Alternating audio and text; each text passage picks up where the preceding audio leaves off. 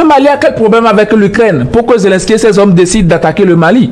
Ça n'a aucun sens. En temps normal, même l'Union africaine n'a pas réagi. Ça m'écoeure. La CEDEAO, qu'est-ce que la CEDEAO a répondu comme communiqué? Il n'y a rien. Or, nous vivons tous dans la même sous-région et on a le même problème de terrorisme. Comment on peut attaquer un pays, frères et amis, et puis on est là, on ne dit absolument rien, comme si tout était normal.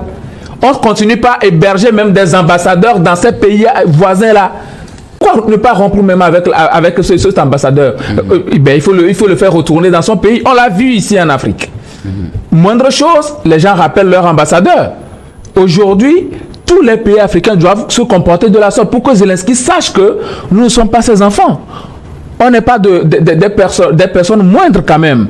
Je rappelle que l'Ukraine a effectivement annoncé son soutien aux terroristes, sauf qu'on ne connaît pas encore la nature de ce soutien. Ils ont promis de donner beaucoup plus de détails après. On attend tous de voir ces détails-là. Gabin, Adjao, alors, les renseignements ukrainiens avaient annoncé en fin de semaine dernière leur soutien apporté aux combattants dans le nord du Mali, les séparatistes, les groupes rebelles, tous ceux qui ont fait face à l'armée malienne et ses soutiens russes dans ces combats qui ont commencé le 25 juillet dernier et qui d'une certaine manière sont toujours en cours dans le nord du Mali. En réaction à une telle situation, le gouvernement a décidé de rompre ses relations diplomatiques avec l'Ukraine et ce, avec effet immédiat. Oui, c'est ce qui est juste, je m'y attendais et c'est ce qui est tout à fait normal parce que là, il me semble que l'Ukraine a pratiquement déclaré la guerre aux Maliens parce que vous ne pouvez pas comprendre que vous soyez en guerre, vous luttez pour conquérir la totalité de votre territoire et maintenant un pays aussi avec qui vous avez signé des accords, avec qui vous dites être frères et amis, du jour au lendemain dit que bon, moi, la dernière fois quand vos fils ont été tués, j'avais apporté des appuis à l'ennemi. Bon, ils n'ont pas encore véritablement dit quel appui ils ont pu apporter, mais ce qui veut dire qu'ils font partie des ennemis du Mali et le Mali devait réagir comme tel, à savoir rompre les accords de coopération avec l'Ukraine. Et moi, je m'attends beaucoup plus à aller beaucoup plus loin parce que là, c'est une guerre qui est déclarée au Mali et en temps normal, il me semble que bon, le Mali doit pouvoir porter plainte au niveau de la Cour de justice internationale. La CIJ, le Mali doit porter plainte là-bas, doit saisir même l'instance suprême de l'ONU pour écouter Zelensky et son ministre de la Défense. Le Mali aussi doit tout faire pour lancer des mandats d'arrêt contre Zelensky et ces éléments-là pour que partout où ils le trouveront, même s'ils viennent sur le continent africain, qu'on les arrête. Parce que là, c'est très grave. C'est un acte très grave ce que l'Ukraine a posé comme acte. On ne peut pas être sur un continent. On n'a rien à voir entre le conflit russo-ukrainien et puis du jour au lendemain, vous nous attaquez. Bon, pour quelle raison? Parce que nous avons des accords avec la Russie. Chaque pays souverain a le droit de coopérer avec qui il veut. Ce n'est pas parce que l'Ukraine va coopérer avec les États-Unis que la Russie va se lever du jour au lendemain pour attaquer les États-Unis. Non, les relations bilatérales concernent les deux pays et ça c'est leur affaire. Ils gèrent ce qu'ils peuvent gérer. Mais toi tu vas juste tenir compte de cela et venir attaquer un pays, mais en temps normal, j'aurais pu entendre un certain tollé venant des présidences africaines, des pays africains, mais je ne l'ai pas eu.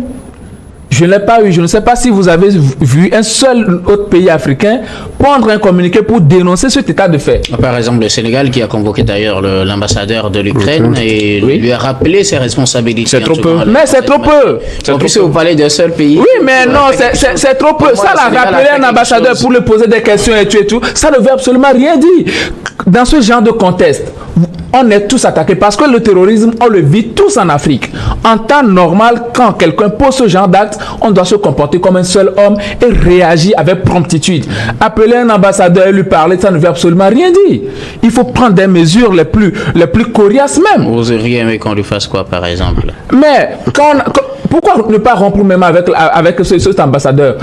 Il faut le faire retourner dans son pays. On l'a vu ici en Afrique. Moindre chose, les gens rappellent leur ambassadeur. Aujourd'hui, tous les pays africains doivent se comporter de la sorte pour que Zelensky sache que nous ne sommes pas ses enfants. On n'est pas des personnes moindres quand même. Moi, j'étais vraiment révolté et j'aurais voulu que ça soit juste une mauvaise blague de sa part et tout, mais je pense que avec la lutte que ça prend, mais le monsieur il est sérieux. Et si on ne prend pas garde, il va encore faire ça. Ce qui veut dire qu'il n'a pas pris peut-être 24 heures pour préparer ce coup-là contre le Mali. Il le faisait depuis fort longtemps. Et ce n'est pas la première fois qu'il le faisait. Donc, depuis qu'ils étaient même en coopération, oui, ben il faut le dire. Vous savez, on ne prend pas contact avec un groupe armé du jour au lendemain comme ça. Ça veut dire qu'il le faisait, mais rien ne prouve qu'il ne le faisait pas. Bien sûr, je ne conteste pas. C'est Dieu qui a décidé que bon, maintenant parle. Tu as trop fait du mal à ce pays-là, parle. Le Mali a quel problème avec l'Ukraine? Pourquoi Zelensky et ses hommes décident d'attaquer le Mali? Ça n'a aucun sens. En temps normal, même l'Union africaine n'a pas réagi. Ça m'écoeure. La CEDEAO, qu'est-ce que la CEDEAO a répondu comme communiqué? Il n'y a rien. Or, nous vivons tous dans la même sous-région et on a le même problème de terrorisme. Comment on peut attaquer un pays, frère et ami, et puis on est là, on ne dit absolument rien, comme si tout était normal. On ne continue pas à héberger même des ambassadeurs dans ces pays voisins-là. Mais c'est très grave. À un moment donné, nous, Africains, nous devons nous prendre au sérieux. Si on veut qu'on nous respecte là, on doit se prendre au sérieux et qu'on sache aussi qu'à un moment donné, il y a des choses qu'on ne doit pas faire. Bon, on dit que bon, l'AES aussi n'a pas pondu de communiqué. Mais quand on a attaqué le Mali, l'AES a répondu avec promptitude, notamment avec l'arrivée des soldats burkinabés pour soutenir les Maliens. Eux, ils savent à quoi s'en tenir. Et je suis sûr que l'AES, pour le moment, ils attendent peut-être la déclaration officielle du Mali et voir le mot d'ordre à suivre. Mais la CEDEAO en temps normal, comme organisation mère, mais la CEDEAO doit réagir. Maître de l'AES. Non, pas. Ben, c'est la première organisation. C'est l'organisation c'est l'organisation de laquelle sont sortis le Mali, le Burkina, le Niger. On vous comprend tout à fait. Oui. Mais je pense que si vous trouvez des situations atténuantes pour les uns, il faut les trouver pour les autres. Non, pas du tout. Il faut garder vous savez, le principal. Entre que vous condamnez le fait que jusqu'à présent, il n'y ait pas eu de réaction. Guillaume, je pense qu'on va s'en tenir à cela. Guillaume, entre ce que vit je reviendrai. Guillaume, entre ce que traverse quelqu'un qui vit une situation et quelqu'un qui est de l'autre côté, vous savez, quand on tue ton fils, ben, à un moment donné, tu n'arrives même plus à pleurer. C'est l'autre qui vient t'apporter du soutien. L'AES, quand on attaque le Mali, c'est tout l'AES qui est attaqué. En temps normal, ben, si la CEDEAO veut se faire véritablement respecter et créer un climat qui va permettre que ces gens-là sachent que nous sommes toujours avec eux, en temps normal, la CEDEAO devait réagir. Mais si la CEDEAO ne réagit pas, et l'Union africaine alors, est-ce que l'AES est déjà sorti de l'Union africaine? Non, jamais dit ça. Ces pays-là ne sont pas sortis de l'Union africaine. Et donc, l'Union africaine doit pouvoir réagir. Mais ni la Cour de justice de l'Union africaine, ni l'Union africaine en elle-même, à savoir son président comment on l'appelle là, le Tchadien là, il n'a absolument pas réagi.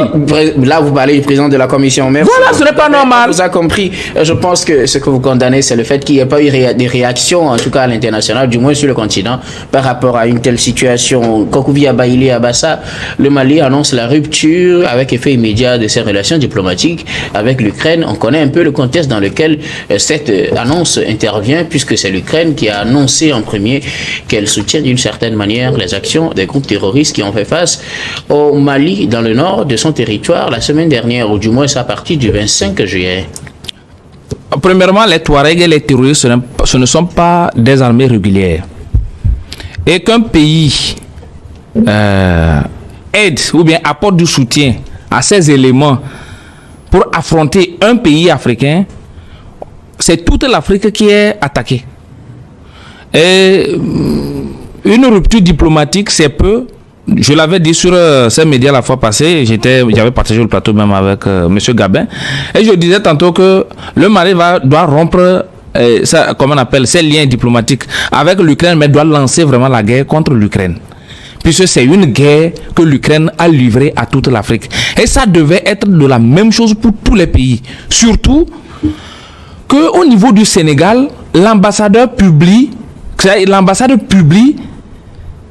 la vidéo et se félicite du soutien apporté aux terroristes, aux Touaregs. C'est ce qui a d'ailleurs suscité ce dont l'invitation, oui, qui a été décernée à, comme on appelle, à l'ambassadeur, voilà, pour l'écouter et après, normalement, toute l'Afrique doit rompre ses liens diplomatiques, premièrement avec l'Ukraine. Tous les pays qui sont en train de lutter contre les terrorismes partout au monde doivent rompre leurs liens avec l'Ukraine. Les gens ont apporté du soutien à l'Ukraine. Quand l'Ukraine fait face à la Russie, c'est parce que l'Ukraine a une armée régulière et l'Ukraine défend quelque chose que les gens trouvent normal. C'est ce qu'on nous a vendu. Maintenant que celui que vous soutenez contre des agresseurs, qui est là, quelqu'un de régulier que vous soutenez contre un agresseur, celui-ci va apporter du soutien aux voyous, aux bandits, contre une autre personne et vous vous taisez. Normalement, la France doit rompre ses liens diplomatiques avec l'Ukraine parce que la France ne veut pas qu'il y ait du terrorisme au monde. Les États-Unis luttent contre le terrorisme partout au monde. Donc, quelqu'un qui soutient des terroristes, vous devez rompre vos liens diplomatiques avec ces personnes. Le Sénégal avait bien promis qu'ils doivent tout faire. Ils ont annoncé qu'ils vont aider les pays du Sahel à sortir de ces problèmes contre le terrorisme. Donc, le Sénégal devait normalement rompre ses liens diplomatiques dès ce lundi avec l'Ukraine et apporter vraiment du soutien au Mali. Ça devait être la même chose pour tous les pays du monde. Voilà, aujourd'hui, l'AES devait prendre un communiqué conjoint comme la CEDEAO pouvait le prendre aussi ou l'Union africaine pour rompre ses liens diplomatiques avec l'Ukraine. Et je pense que c'est cela qui va démontrer vraiment les liens d'amitié, de coopération entre le Mali et ses pays frères qui normalement doivent venir en soutien.